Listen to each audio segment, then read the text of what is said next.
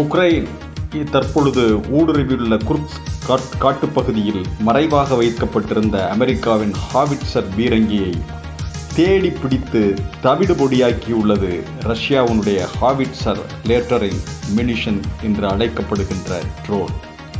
இந்த ட்ரோன் தாக்குதலின் மூலம் மேலும் ஒரு அமெரிக்க தயாரிப்பு பீரங்கியை இழந்துள்ளது உக்ரைன்.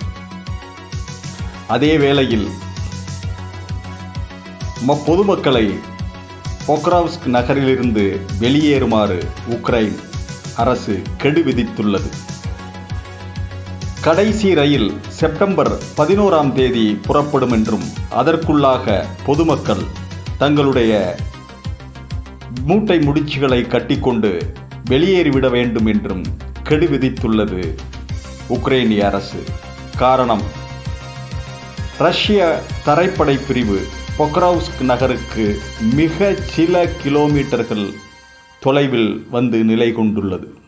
உக்ரைன் இராணுவத்தின் எதிர்ப்புகளை தவிடுபொடியாக்கிய ரஷ்ய இராணுவம் குறிப்பாக பொக்ராவ்ஸ்க் நகருடைய வாயிலில் வந்து நிற்பதாகத்தான் தோன்றுவதாக சர்வதேச பார்வையாளர்கள் கூறுகின்றனர்.